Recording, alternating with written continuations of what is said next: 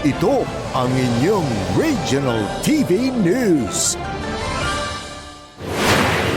Arestado sa Pavia, Iloilo ang dalawang naaktuhang nagpupustahan sa sabong ng mga gagamba. Sa Samal, Davao del Norte naman, bumangga sa temporary bridge ang isang motor tanker. Ang may init na balita hatid ni Kent Abrigana ng GMA Regional TV. Nayupi ang gilid ng isang motor tanker Tony Dominic matapos itong bumangga sa temporary steel bridge ng Samal Island Davao City Connector linggo ng madaling araw. Na-deform naman ang tulay. Ayon sa Coast Guard District Southeastern Mindanao, galing umano sa Iligan ang motor tanker na may kargang halos 1,000 toneladang coconut oil. Papunta sana ito sa isang refinery sa Panacan, Davao City para i-unload ang mga produkto. There was an allision incident kung asa ang isa ka vessel dibangga sa temporary na steel bridge na gibuhat sa SIDC na company.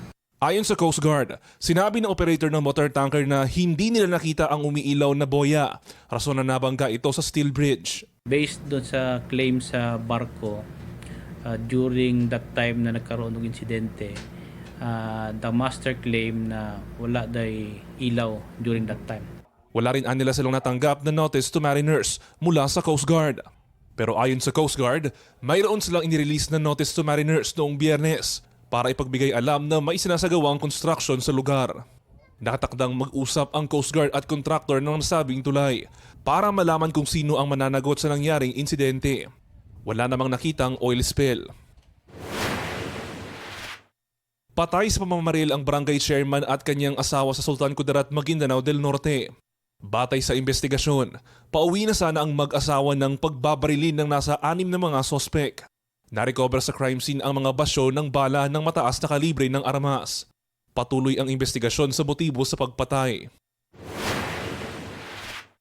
Patay rin ang isang barangay captain sa Isulan, Sultan Kudarat matapos barilin. Ayon sa pulisya, pauwi ang kapitan galing sa pamamalengke ng barilin sa loob ng kotse niya.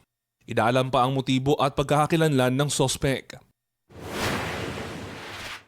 Arestado ang dalawang lalaki sa anti-illegal gambling operation ng Pavia Police sa Iloilo. Nahuli sila sa aktong nagpupustahan sa sabong ng mga gagamba. Nakatakas naman ang ilan pang sospek.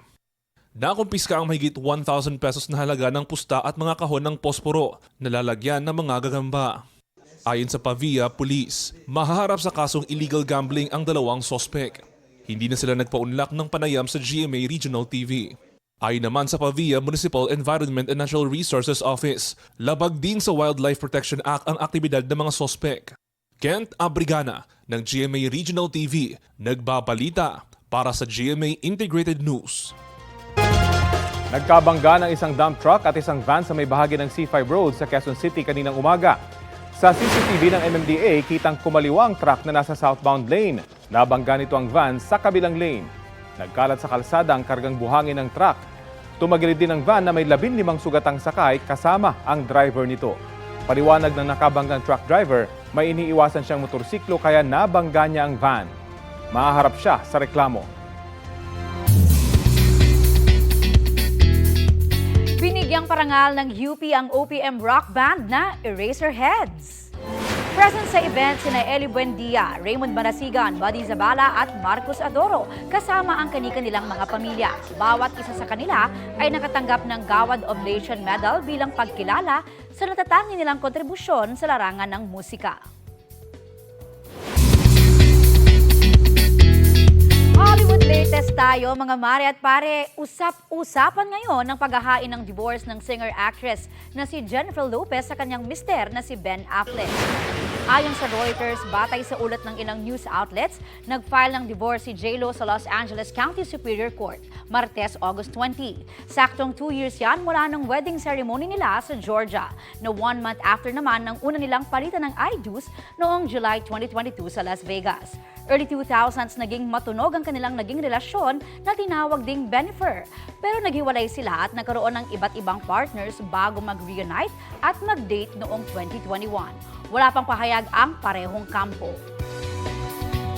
At ito po ang Balitang Hali. Bahagi kami ng mas malaking misyon. Ako po si Connie Sison. Rafi Tima po. Kasama nyo rin po ako, Aubrey Carabal. Para sa mas malawak na paglilingkod sa bayan. Mula sa GMA Integrated News, ang News Authority ng Filipino.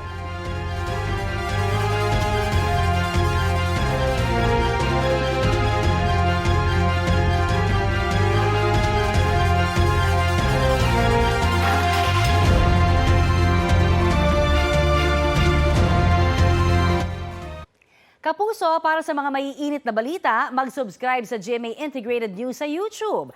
Sa mga kapuso naman abroad, subaybayan nyo kami sa GMA Pinoy TV at sa www.gmanews.tv.